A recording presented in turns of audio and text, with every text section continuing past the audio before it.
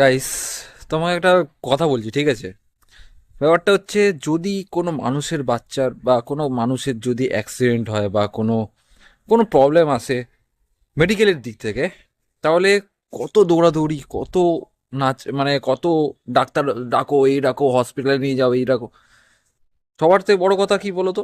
কিন্তু এটা যদি কোনো প্রাণীর হয়ে থাকে না, যতক্ষণ না সেটা বাড়ির প্রাণী হবে, তখন তার কোনো এলাজ হবে না, ঠিক আছে? কারণ তার কোনো এলাজ হবে না। আমি এটা দেখেছি। কারণ আমাদের পাড়ার কালু, আমাদের পাড়ার কালু, ছবি দেখতে পাচ্ছ গাইস তোমরা স্ক্রিনে। এর টিউমার হয়েছে গলার মধ্যে, একবার ফেটেছে। ভালো কথা, সবাই রাজি আছে যে সবাই পয়সা দিয়ে, সবাই মিলে পয়সা দিয়ে কালুর অসুখের ঠিক করব, ট্রিটমেন্ট করব। কিন্তু সবার থেকে বড় কথা, আমি ডাক্তারকে আমি, ডাক্তারটা আসে না। কালুর যে বাচ্চা ছিল, আস্তে আস্তে ডাক্তারটা আস্তে আস্তে ওই বাচ্চাটা মারা গেছে, আসে না। মানছি ওরা বিজি থাকে, সব কিছু ঠিক আছে, তো ওরা আসে না। কালুর যখন এরম হয়েছে, তখন আমি ওই কারোর মারফতে আমি ওই ডাক্তারটার সঙ্গে কন্ট্যাক্ট করি।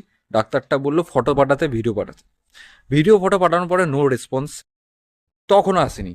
আজকে 1.5 সপ্তাহ হয়ে যাওয়ার পরে যখন আমি ডাক্তারকে মেসেজ করলাম, সব কল ফল করলাম, সব ঠিক আছে। এবার ডাক্তারটা বলছে আসবে, জানি না কবে আসবে। ও চলে যাওয়ার পরে আসবে নাকি থাকাকালীন আসবে জানি না। কালুর এই যে টিউমারটা, ওটা বড় হয়ে ক্যান্সারে পরিণত হয়েছে, আর আমার মনে হচ্ছে ওর ভিতর অব্দিও চলে গেছে, গলার ভিতর অব্দি। সবার থেকে বড় কথা, যখন লোকের কাছে শুনি না, শেষ মুহূর্ত কি করব, বাঁচানো তো যাবে না, তখন সেটা নিজের লোক হলেও না বলতে ইচ্ছা করে। এটা যে মানুষের বাচ্চা হতো, তাহলে এটা বলতে, শেষ মুহূর্ত বাঁচানো যাবে না, হাল ছেড়ে দিতে, ঠিক তো গিয়ে হসপিটালে নিয়ে যেতে, এমার্জেন্সি ভর্তি করাতে। হ্যাঁ, ও কালু ভারী, না নিতে কষ্ট, সবাই মিলে ধরলে সবই হয়।